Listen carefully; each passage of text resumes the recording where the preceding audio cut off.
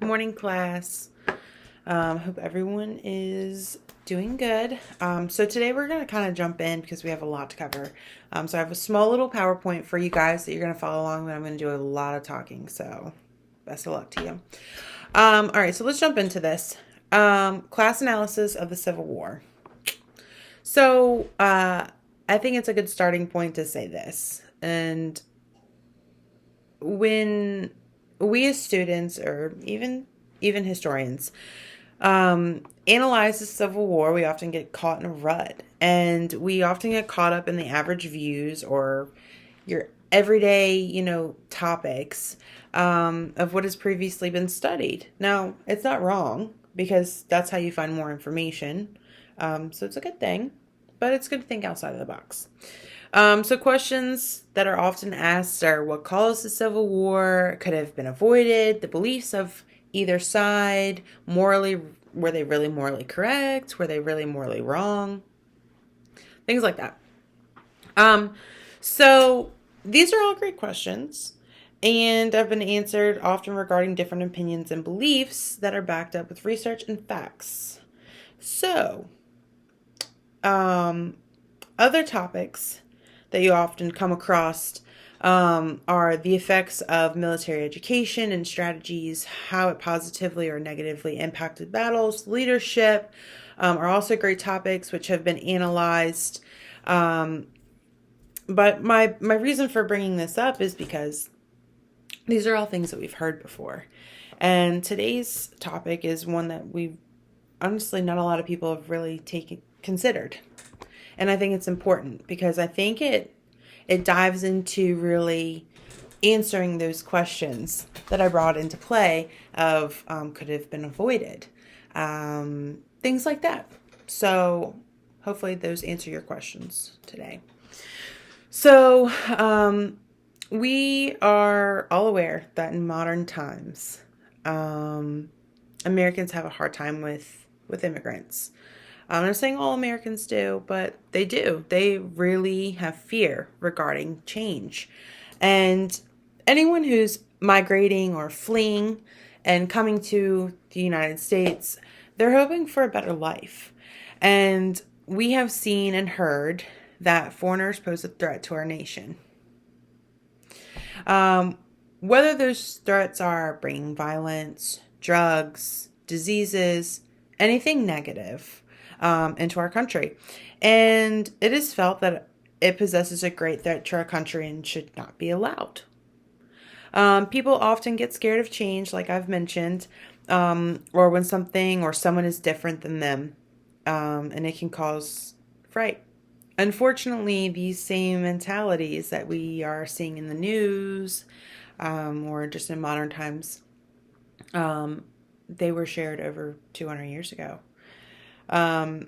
And that is where we begin to understand that social structures played a tremendous impact on how things played out in our histories. So, especially in the Civil War, and you would be surprised at how great those impacts really were. All right. So moving on. All right. So I want you to keep these in mind because they're going to be really helpful in your assignment this week. They're going to help you research, dig deeper into the paper that I am assigning. So let's begin with terms to keep in mind. So as you will hear them a lot. So the first immigrants, you're going to hear that a lot. You're going to hear Anglo-Saxon, Protestant, Catholic, social and economic revolutions, draft riots, elites, middle class or working class, poor white, free black, slaves. All right, guys, easy peasy. Let's go. All right, so historians have revisited the idea that the war could have been avoided or even resolved sooner than it did. The conclusion with this by some historians are it often shows that these claims of resolution could not occur because of the incapability of the capitalist democracy power of resolving social and economic issues. All right. So this is seen during this time. And obviously, because of this, they're claiming that there's no way that if the capitalist democracy had this much power, it would have lasted 4 years. So, in plain terms for you. All right. So, the Civil War is also known for its impact within the socio-economic developments. So, as well as the negative impacts held against African Americans post-Emancipation Proclamation. It is no doubt that these impacts were the cause of elevated acts of racism long after the end of the war. So it's good that we point this out here, because a lot of people are like, emancipation, that's great. It's great. But it posed a lot of threats. It caused a lot of animosity. It took one extreme to the next extreme level, and it was terrifying for African Americans during this time. Before then, but especially now, violence really ensued. And like I said earlier, change is a terrifying thing for a lot of people. All right, so let's keep that in mind. So moving on with that. So we're going to take a look at immigration, because most people don't know, or don't understand, I should say, that there were large waves of immigration. So it's a domino effect. So let's keep this in mind. In the mid 1800s, 1840, 1850s, you're going to see waves of immigrants coming in from Germany, Ireland. You've got the Irish famine going on.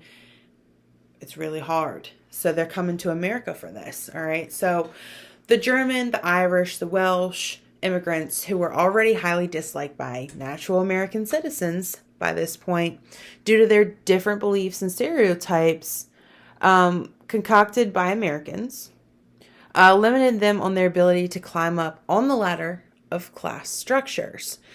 In the American people's eyes, whites in particular, people who believed in different religious backgrounds, different style of livelihoods, languages, ethnicity, races, all led to discrimination and racism.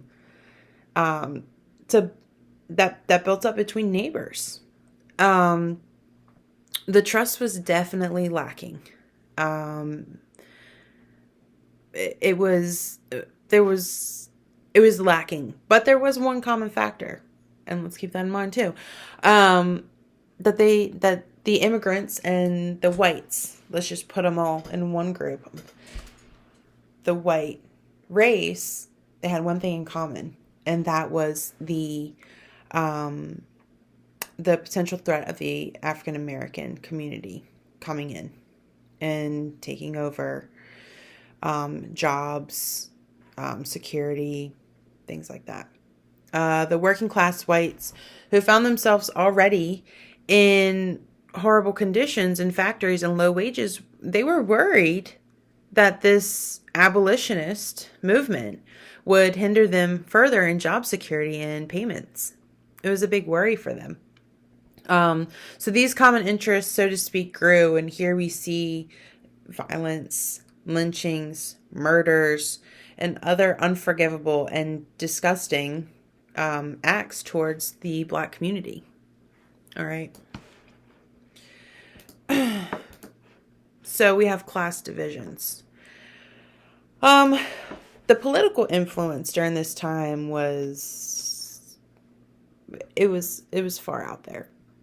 So political influence before the war between the North and the South created havoc, all right, on all class structures. However, the white elites, who were very passionate regarding their beliefs and regarding the economic basis of the country and states' rights during this time, were highly involved in political parties, all right, and their wealth allowed them to have majority say so. The poor class, made up of poor white Americans, poor white immigrants, were all targeted, and they were walked over, all right, due to their social statuses. So, along with slaves and free blacks who also had no control. no control, um, in their own lives. Okay. In the end, these issues set fire quickly, as political acts like the draft were set forth, and the wealthy were allowed to pay the the wealthy during this time. They were allowed to, if they had money, they didn't have to be drafted. They could pay. They could pay money and not be drafted. Or if they came up with a substitute to take their place, they didn't have to go. And so that right there really caused a lot of issues it caused class divisions quick. And that's where we're going to start to see riots come in, and we're going to start to see a whole lot start to play in, because at this point, people are just, they're held down, they're tired, they're hungry, they're poor, it's a lot going on. And when people are pushed so much, they're going to push back eventually. And that's what we're going to start to see with this. So we have that in mind. All right. So while analyzing the class basis within the Civil War, all right, we start to see a series of events unravel. All right. The early 1840 to 1850s, like I said earlier, allowed for several waves of migration to the United States. We know this, all right? So these migrations of German Americans and Irish Americans allow for further breakdown of social structures. And we also see historians break down the impact slavery truly had on the irrational decisions of our government agencies. So historian John Ashworth, okay, he's a prominent historian in regard to this particular area. He writes that the war was the inevitable result of political and ideological polarization and the uneven development between slave South and capitalist North. So the wartime period was no better in relation to class structures. The poor became more destitute and wealthy, depending on the region, became richer or poorer. Southern white elites found themselves in great destitution near the end of the war. Let's remember that. And, but particularly after. And this was cause for another social shift. We start to see that.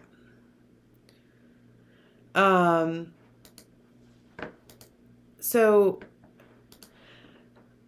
as we move forward, we note that fear once again controls populations, and for the worse. With rising fear of food scarcity in the South, it calls for riots to erupt in cities like Richmond, Virginia. New York faced a draft riot I mentioned earlier. And with these areas emerging with violence, okay, it was pretty bad. And it called for the creation of police departments, funny enough, to be formed in order to quell the issues. However, given the time period, that was hard. So the creation of police departments occurs along with Union military, all right? And you can start to see where you got Union military coming in, and you've got, let's say Union military is in Richmond, Virginia. You've got Richmonders who have formed their own police department, and they've got the Union who they are literally fighting right now. It's not good. There's no codependency, I guess we could say. And you can see that there's going to be some undermining there.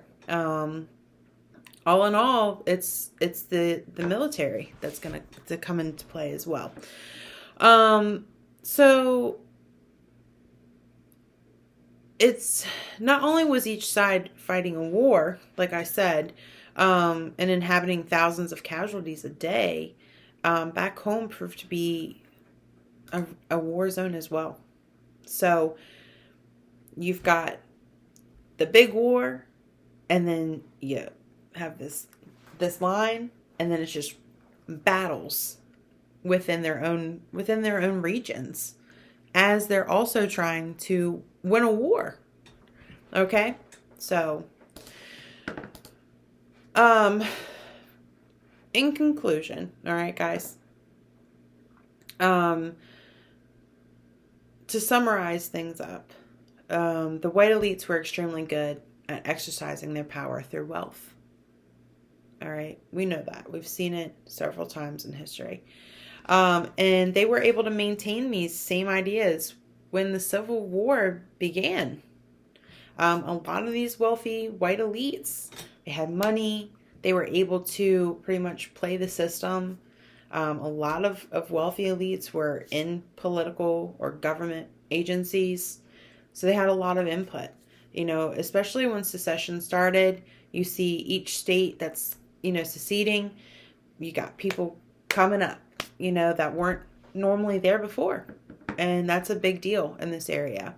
Migration was a large contributing factor of understanding the class analysis of this time. Okay? As well as labor. Of course, labor. You have free labor, and you've got, well, I guess you could just go ahead and say you've got the free labor, which is slavery, and then you've got the immigrants who are low paying. Whether it was low paid immigrants and free blacks or slaves, that's what we were dealing with here. These all had long lasting effects of economic productions and the class disputes as well. Like I said, it was a domino effect. One little thing from way back, probably a century ago, started this. It was several factors, and that class analysis really does play a big part in it, because it helps us change our idea of the traditional narrative of the Civil War. And I really do believe that. Now, if situations were different in any aspect of history, it could have had a different outcome. In the end, who's to say that without the Civil War, it was possible the evils of slavery could have occurred far longer than it did. And our modern world as we know it today could be terribly behind on advancement than we already are. So I think really when we ask ourselves, could it have been avoided? I think a lot of things can be avoided. It's just whether or not they were supposed to be avoided. It's the idea of everything happens for a reason. And so I truly think that in the end of it. So anyway, moving forward, short class, but I know I threw a lot of information out at you. Assignment that's due at the end of the week, the paper. I want you to really dive into that. Use these notes, this PowerPoint, everything. My notes will be up on Blackboard. Not a problem. Reach out to me if you have any questions regarding the paper.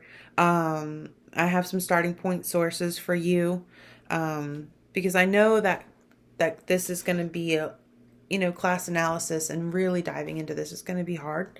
So I've given you some bases to go off of, some foundations.